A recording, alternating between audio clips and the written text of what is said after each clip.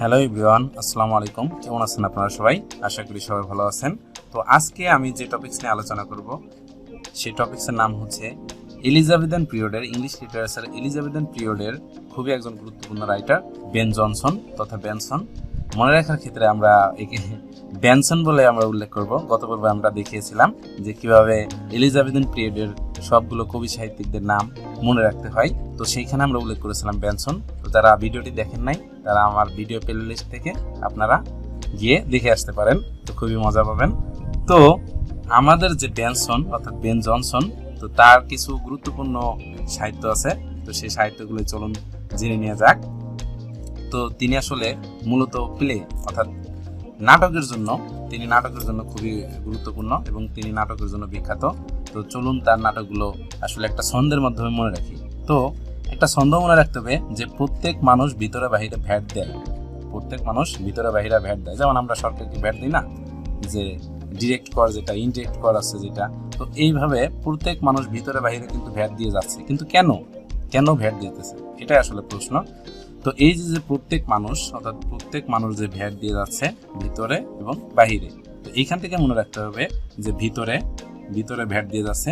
তো এইখান থেকে মনে রাখতে হবে সেটি হচ্ছে এভরি ম্যান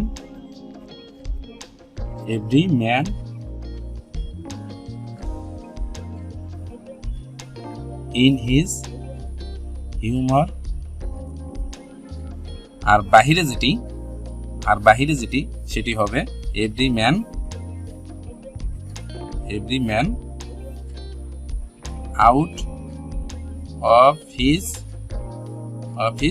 হিউমার। আগেরটাই। তো এইটুকু লিখবেন, জায়গা স্বল্পতার কারণে লেখা সম্ভব হচ্ছে না।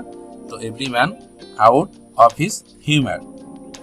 পরে যে ভ্যাটটি দেয়, তো সেই ভ্যাট থেকে ভি ফর ভলপনে।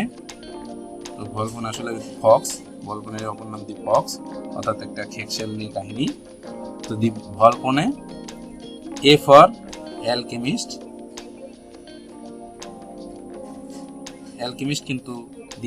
কিন্তু আরেকজন রাইটার লিখেছেন, যদিও অতটা গুরুত্বপূর্ণ না। পাওলো কোয়েলো, অনেকে হয়তো পড়ে থাকবেন। পাওলো কোয়েলো দি অ্যালকেমিস্ট লিখেছেন। তো আমাদের ওটা লাগবে না, আপাতত লাগছে না। তো জেনে রাখার স্বার্থে জাস্ট অতটুকু জেনে রাখবেন। তো আমাদের লাগবে অ্যালকেমিস্ট। তো এটা খুবই গুরুত্বপূর্ণ, ওইটা একটু কম গুরুত্বপূর্ণ।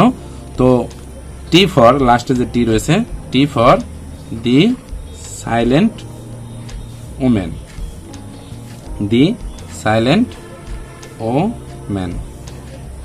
তো এতটুকুই জাস্ট। তার যে সাহিত্যকর্ম আছে, 5টি সাহিত্যকর্ম, গুরুত্বপূর্ণ সাহিত্যকর্ম, অর্থাৎ গুরুত্বপূর্ণ 5টি নাটক রয়েছে, প্লে রয়েছে। সব প্লেগুলো হচ্ছে every man in his humour, every man out of his humour, VAT অর্থাৎ ভলপনে, অ্যালকেমিস্ট এবং দি সাইলেন্ট ওম্যান। একটা জিনিস মনে রাখতে হবে যে অ্যালকেমিস্টের সামনে কিন্তু একটা সাইলেন্ট মনে করেন যে দি আছে। তো জাস্ট ছন্দ মেলানোর ক্ষেত্রে আমরা দিটা উজ্জ্ব রেখেছি, বাট এইখানে ছন্দ মেলানোর ক্ষেত্রে কিন্তু আমরা দিটা নিয়ে এসেছি। জাস্ট ভ্যাট যে দেয়, তো এটা মনে রাখতে হবে, এটা গুলিয়ে ফেললে হবে না। তো তিনি ছিলেন খুবই কমেডি ধাঁচের লেখক। এবং যে এই যে আমাদের যে বেনসন, তো যারা বেনসন খায় তো তারা তো ভ্যাট দেয়। আপনার একটা জিনিস তো দেখবেন যে যারা এই যে বিড়ি সিগারেট খায়, তো তারা উচ্চ হারে ভ্যাট দিয়ে কিন্তু এই বিড়ি সিগারেটগুলো খায়। সবচেয়ে বেশি কর সম্ভবত এই বিড়ি সিগারেটেই সবচেয়ে বেশি ভ্যাট ধরা হয়। তো এই যে বেনসনের সাথে কিন্তু একটা ভ্যাটের মিল আছে। আর যারা এই বেনসন খায় বা অথবা সিগারেট খায়, তারা কিন্তু একটু কমেডি ডাসের লোকজন হয়, তারা একটু আমোদ ফুর্তি প্রিয় লোক। তো তারা মনে করেন যে তারা কমেডির জন্য বিখ্যাত। অর্থাৎ তাকে, এই বেন জনসনকে অর্থাৎ বেনসনকে বলা হয় comedy of humour connected, comedy of humour.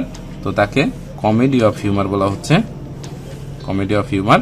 এবং তিনি কিন্তু কানেক্টেড উইথ মেডিকেল থিওরি। তার যে সাহিত্যকর্ম, তার যে কমেডিগুলা ছিল, সে কানেক্টেড উইথ মেডিকেল থিওরি। তো আমরা যারা সিগারেট খাই না, তো তার যে সাহিত্যকর্ম রয়েছে এটা কিন্তু মেডিকেল থিওরির সাথে কানেক্টেড। মেডিকেল থিওরির সাথে কানেক্টেড। কিভাবে কানেক্টেড? যারা দেখবেন যে সিগারেট এবং বিড়ি খায়, তো তারা কিন্তু ডাক্তারের শরণাপন্ন হয়। তো ডাক্তারের শরণাপন্ন হলে একটা মেডিকেল কমন একটা মেডিকেল থিওরি দেয়। কি থিওরি দেয়? ডাক্তারের মেডিকেল থিওরি দেন যে প্রথম শর্ত হচ্ছে বিড়ি সিগারেট ছেড়ে দেবেন। যদি নিজে ভালো থাকতে চান, নিজের ফুসফুস যদি ভালো রাখতে চান, তো আপনি বিড়ি সিগারেট ছেড়ে দেবেন। প্রথম একটা থিওরি, এইটা একটা মেডিকেল থিওরি। তো এই যে যারা কমেডি করতেছে এবং যে তিনি যে বেনসন খাইতেছে, বেন জনসন, অর্থাৎ বেন জনসন যে বেনসন খাইতেছে, তার যে কমেডিগুলো আছে কানেক্টেড উইথ মেডিকেল থিওরি, এটা খুবই গুরুত্বপূর্ণ। এটা পরীক্ষাতে আসে এবং এসেছে। আর তাকে বলা হয় father of comedy of humour. এটা খুবই গুরুত্বপূর্ণ। ভল্পনে খুবই গুরুত্বপূর্ণ। তার যে লেখনী ভল্পনে খুবই গুরুত্বপূর্ণ। Every man in his humour, every man out of his humour একটু কম গুরুত্বপূর্ণ, তবে আসে, এটাও গুরুত্বপূর্ণ। দি সাইলেন্ট ওম্যান একটু কম গুরুত্বপূর্ণ, অ্যালকেমিস্ট একটু কম গুরুত্বপূর্ণ, তো ভল্পনে খুবই গুরুত্বপূর্ণ। তো এইগুলাই মনে রাখবেন। বেন জনসন এই পর্যন্তই, এতটুকু মনে রাখলেই হবে। আমাদের ইংরেজি সাহিত্যে আসলে আমাদের পিএইচডি করা লাগবে না, আমাদের পরীক্ষার জন্য যতটুকু লাগবে ততটুকু আলোচনা করলে, ততটুকু কভার করলেই এনাফ। জাস্ট আমাদের পরীক্ষায় এমসিকিউ পাস করতে পারলেই এনাফ। তো আজকে এই পর্যন্তই, দেখা হবে অন্য কোনো ভিডিওতে অন্য কোনো সময়। ততদিন পর্যন্ত ভালো থাকেন। আসসালামু আলাইকুম। Till then take care, tata, good bye.